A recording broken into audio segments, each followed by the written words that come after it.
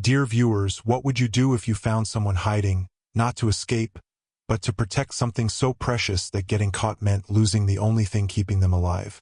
Today's story is about a correctional officer named James Whitfield who walked into a routine bathroom check and stumbled into a secret that would unravel everything he thought he knew about justice, about the system he served, and about a woman the world had already given up on.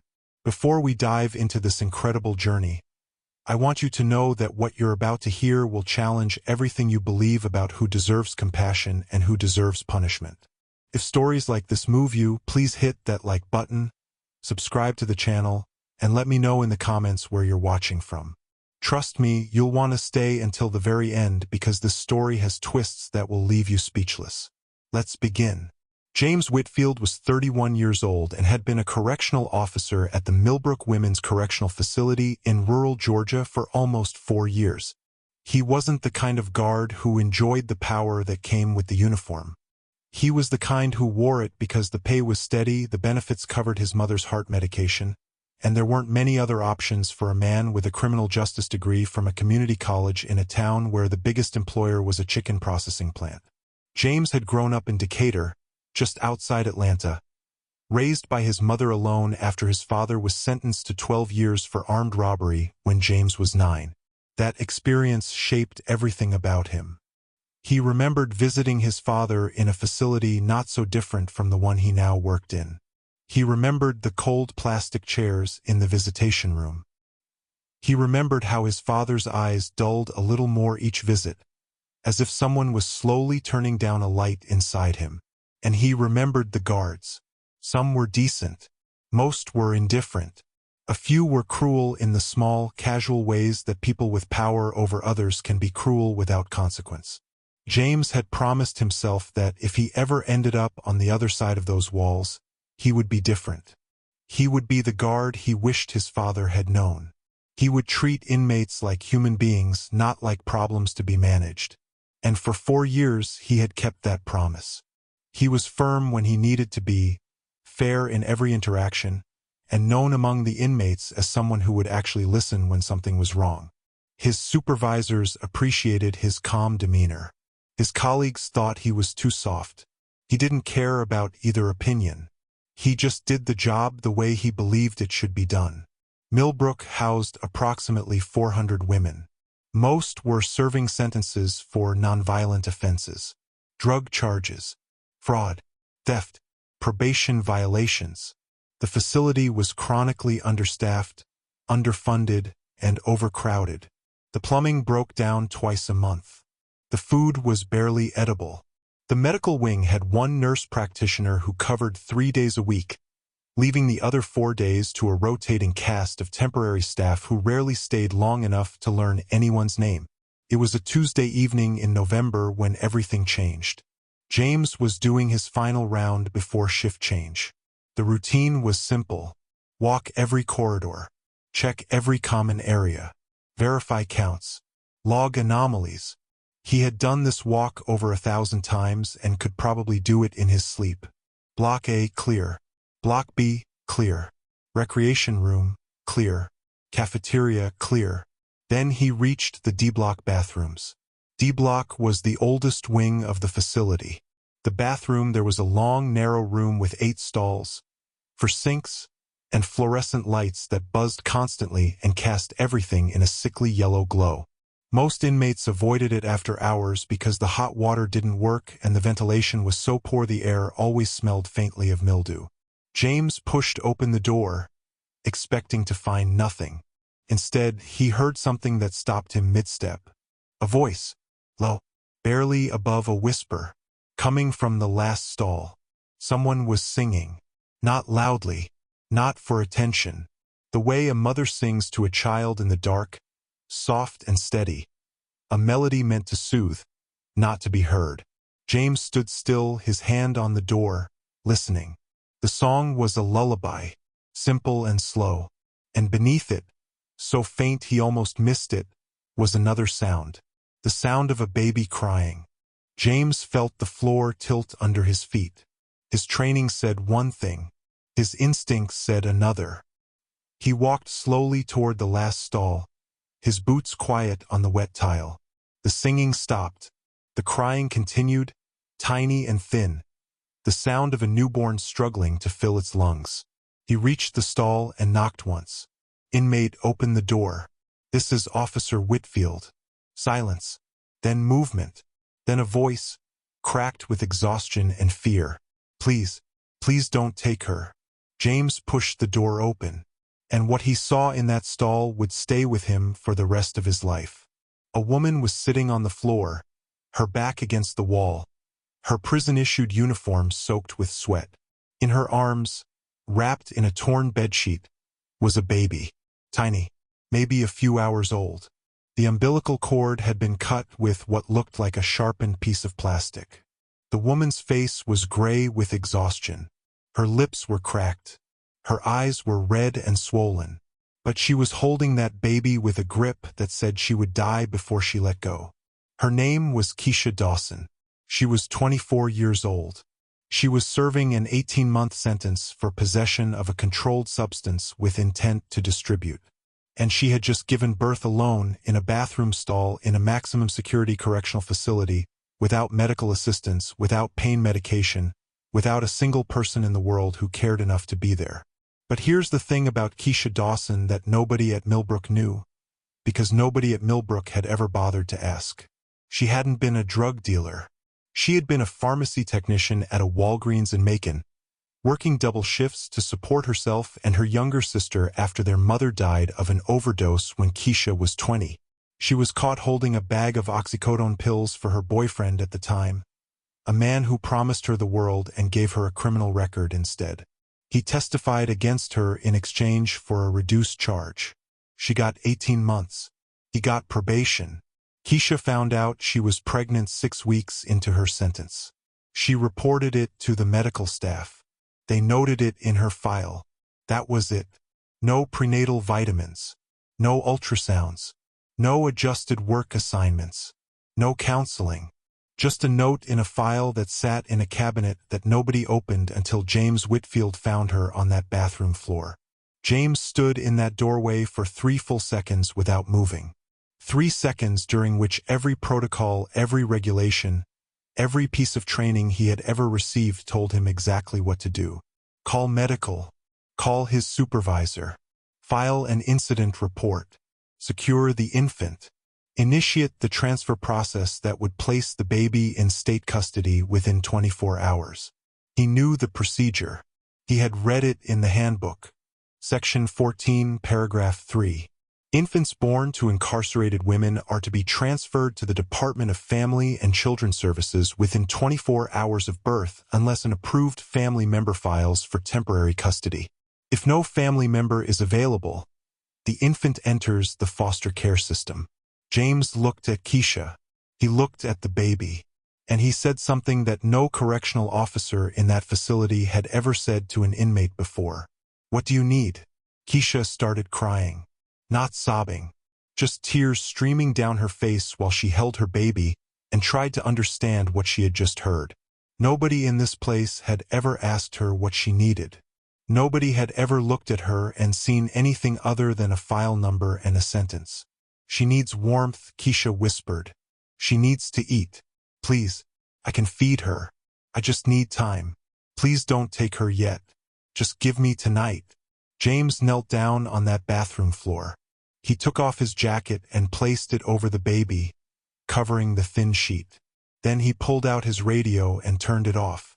He looked Keisha directly in the eyes. "I'm going to get you both to medical, but I need you to trust me. If you've been watching this far, please hit that subscribe button and leave a comment." Because what James did next put everything he had worked for on the line. James didn't call his supervisor. He didn't file an immediate report. Instead, he helped Keisha to her feet, wrapped the baby in his jacket, and walked them both through the empty corridor to the medical wing. The facility was between shifts. The hallways were quiet.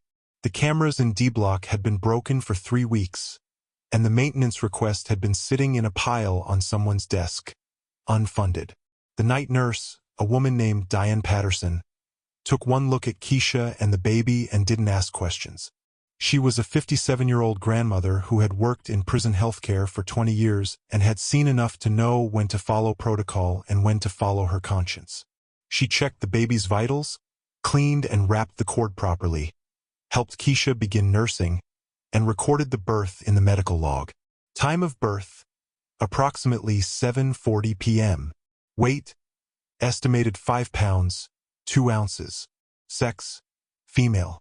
Keisha named her Grace. While Diane worked, James sat in the hallway outside the medical room and thought about what he was doing. He knew that by not reporting the birth immediately, he was violating policy. He knew that by turning off his radio, he had created a gap in communications that would be noticed. He knew that every minute he waited made the situation harder to explain. But he also knew what would happen if he followed procedure to the letter. Grace would be taken from Keisha within 24 hours. She would enter a foster care system that was already overflowing, understaffed, and statistically brutal to the children trapped inside it. And Keisha, who had already lost everything, would lose the last thing she had. James pulled out his phone and started making calls. Not to his supervisor, to people who might be able to help. The first call was to his aunt, Patricia Whitfield, a family law attorney in Atlanta who had spent her career helping low-income families navigate the child welfare system. Patricia listened to James describe the situation and was quiet for a long time. Then she said something that James didn't expect. She told him that Georgia had a prison nursery program that had been authorized by the state legislature 2 years earlier but had never been implemented at Millbrook due to budget constraints. Under the program, qualifying inmates could keep their newborns with them for up to 18 months, provided certain conditions were met. Low-risk classification, good behavioral record, completion of a parenting program, medical clearance. James asked if Keisha would qualify. Patricia said she would need to review the case, but based on what James had described, it was possible. More than possible. Keisha's offense was nonviolent. She had no history of violence or disciplinary infractions. Her sentence would be complete before the 18-month program window closed. But there was a problem. The program required approval from the warden. And Warden Catherine Holt was not known for her compassion. Warden Holt had run Millbrook for 7 years. She was efficient, politically savvy, and fundamentally uninterested in anything that didn't serve the facility's operational needs. She had opposed the nursery program when it was first proposed, calling it a security risk and an unnecessary expense. When the legislature passed it anyway, she had simply never submitted the paperwork to implement it. The program existed on paper. At Millbrook, it existed nowhere else. James spent the rest of that night in the medical wing. He watched Keisha sleep with Grace on her chest, the baby's tiny fingers wrapped around a fold of the hospital gown. He watched Diane check on them every 30 minutes, adjusting blankets, monitoring vital signs, doing the quiet, invisible work that healthcare workers do when nobody important is watching. And he thought about his father, about the system that had swallowed his father whole and spit out a diminished version of the man he'd once known, about the promise he had made to himself to be different. The next morning, James filed his incident report. He described finding Keisha in the bathroom. He described the birth. He described the medical response. But he also included something that incident reports at Millbrook had never contained before: a formal request to activate the prison nursery program for inmate Keisha Dawson and infant Grace Dawson. He attached the relevant state legislation. He attached the program guidelines. He attached a preliminary assessment from Diane Patterson confirming that both mother and child were healthy and that the inmate posed no risk to the infant. The report landed on Warden Holt's desk at 8:15 a.m. By 8:45, James was called to her office. The conversation lasted 12 minutes. Holt sat behind her desk with the report in front of her, her reading glasses pushed up on her forehead, her expression somewhere between irritation and disbelief. She told James that his job was to maintain security, not to play social worker. She told him that the nursery program was not operational at Millbrook and that she had no intention of activating it for one inmate. She told him that the baby would be transferred to DFCS by end of day, per standard procedure, and that he should consider himself fortunate that she wasn't writing him up for the delayed report. James listened to all of it. Then he said something that surprised even himself. He told Warden Holt that the nursery program was state law, that the facility was legally required to make it available to qualifying inmates, that Keisha Dawson met every criterion, and that if the program wasn't activated, he would be filing a formal complaint with the State Department of Corrections and contacting the Georgia ACLU. Holt stared at him. The room was very quiet. She told him he was making a career-ending mistake. James told her he understood the risk. Then he stood up and walked out of her office. The next 72 hours were the most intense of James's life. Holt launched an internal review of his conduct. His shifts were changed without notice. His locker was searched twice. A disciplinary letter appeared in his personnel file for the delayed incident report. Fellow officers who had been friendly suddenly couldn't make eye contact. One colleague, a man James had eaten lunch with every day for 2 years, walked past him in the corridor and muttered one word without stopping. Snitch. The message was clear. James Whitfield had crossed a line, and the institution was closing ranks against him.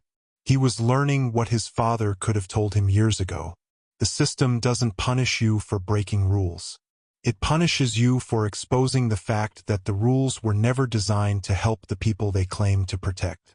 James went home each night to his small apartment and sat at his kitchen table wondering if he had made the right decision. He looked at the photograph of his father on the shelf, taken during a visit when James was 11. His father was smiling in the photo, but his eyes weren't. James used to wonder why.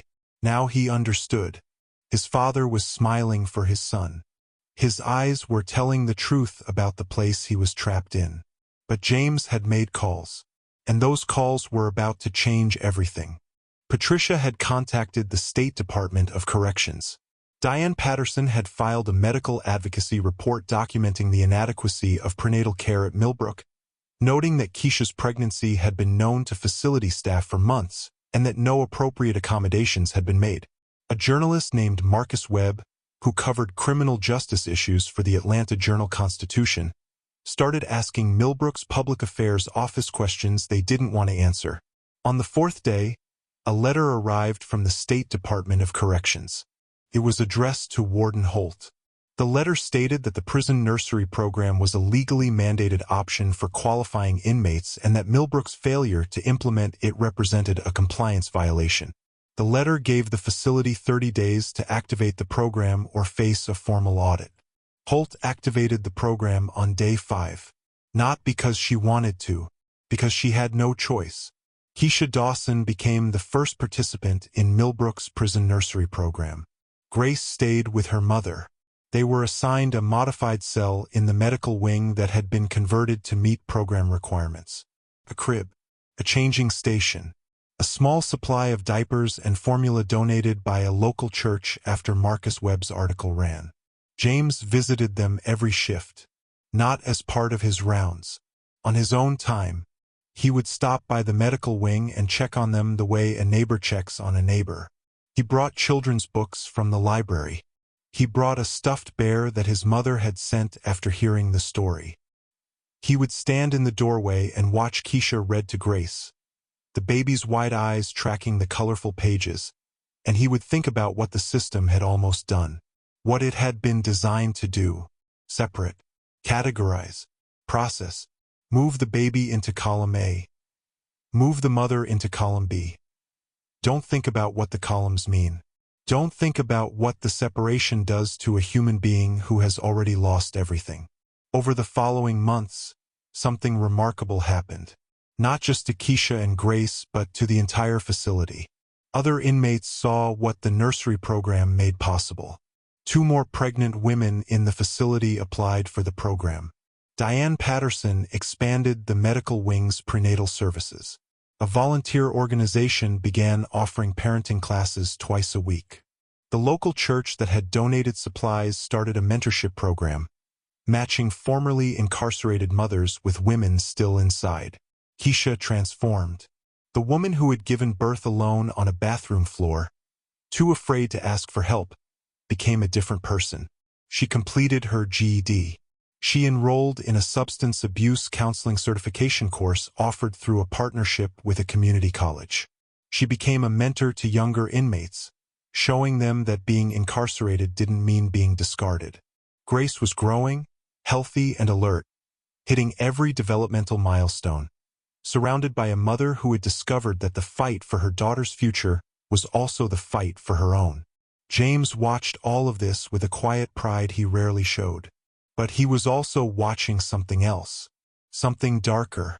As the nursery program gained attention and the article about Millbrook reached wider audiences, James began receiving information from other correctional facilities across the state. Stories from other officers, other nurses, other inmates.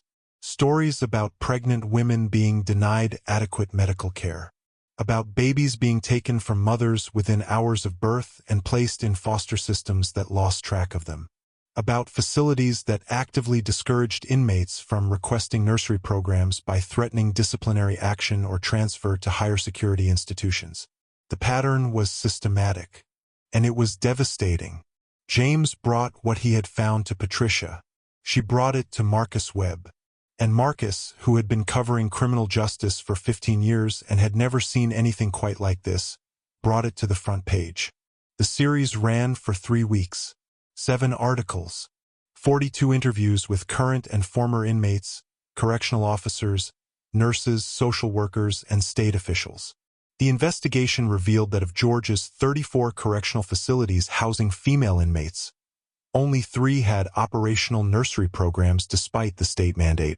The remaining 31 had either never implemented the program or had quietly discontinued it. Hundreds of babies had been separated from their mothers unnecessarily over a 5-year period. Hundreds of newborns placed into a foster system that was already drowning.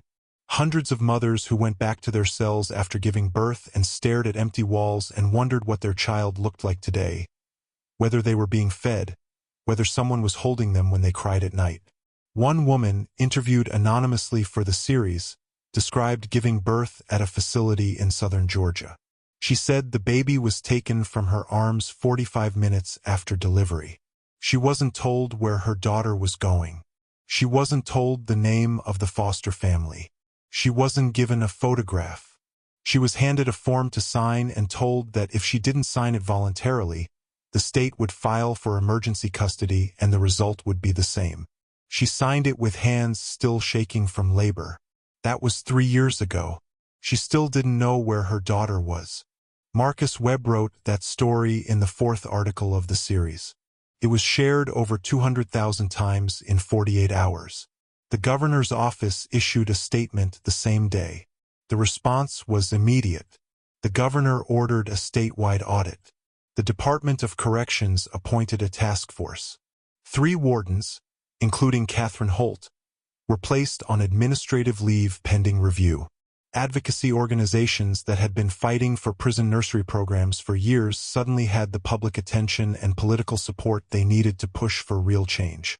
And at the center of all of it, in a converted medical room in a chronically underfunded facility in rural Georgia, a 24-year-old woman was reading a picture book about the ocean to her 7-month-old daughter. Keisha was released on a Thursday morning in April, 11 months after Grace's birth. She walked through the front gates carrying her daughter, a bag of personal belongings, and a certificate confirming her completion of the substance abuse counseling program. She had also completed her GED, finished a parenting certification course, and been hired, contingent on her release, by a transitional housing program that needed counselors who understood what their clients were going through. Not from textbooks, from experience. James was not on duty that day. He had taken a personal day. But he was standing in the parking lot, leaning against his truck, waiting. He had been there since 6 a.m. The release wasn't scheduled until 9. He didn't care. Some things you show up early for. Keisha came through the gate and stopped when she saw him. Grace was awake, her dark eyes blinking at the sunlight, at the open sky, at a world she had never seen outside the walls of a converted medical room.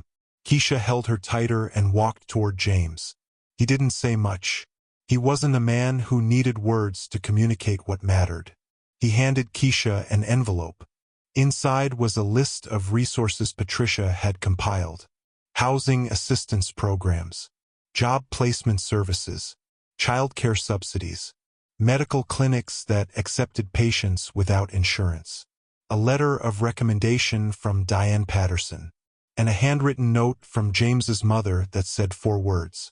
"You are not alone." Keisha stood there in the parking lot, holding her daughter, reading that note, and crying. Not the quiet tears she had shed in that bathroom stall. Real crying. The kind that comes when something that has been locked inside for years finally finds a way out. James drove away. He didn't look back. Not because he didn't care. Because some moments belong to the person living them, and watching from the outside would have made it smaller. 6 months later, Keisha was working as a counselor at a transitional housing program for women leaving incarceration. She had her own apartment for the first time in her adult life. Grace was walking, babbling, pulling books off shelves with the reckless enthusiasm of a toddler who has never known a day without her mother's arms within reach. James was still at Millbrook, still doing his rounds, still treating inmates like human beings. But something had changed. The nursery program was now fully operational, serving 4 mothers and their children. Diane had been promoted to head of medical services, and a framed photograph hung in the medical wing break room. It showed Keisha and Grace on their first day in the nursery program. Grace was asleep on Keisha's chest. Keisha was looking at the camera with an expression that contained everything: fear, hope, gratitude, determination. The look of a woman who had been given one chance and was not going to waste it. James sometimes stood in front of that photograph during his breaks. He never said anything about it to anyone. He didn't need to. The photograph said everything. One evening, about a year after Keisha's release, James received a text message. It was a photo. Keisha and Grace, standing on a beach in Savannah. Grace was barefoot in the sand, 18 months old now, standing on her own 2 legs, reaching toward the waves with both hands spread wide. Her face was pure joy, pure wonder, the kind of expression that only exists on the face of a child who is seeing something impossibly beautiful for the first time. The ocean stretching out behind her, endless and blue, bigger than anything she had ever imagined. Keisha was standing behind her, hands ready to catch her if she fell, but giving her space to stand on her own. The caption was 1 sentence. She finally saw it. James read it twice. He thought about Keisha on that bathroom floor, gray-faced, terrified, holding a baby in a torn bedsheet, whispering please don't take her to a man in a uniform, because every man in a uniform she had ever known had taken something from her.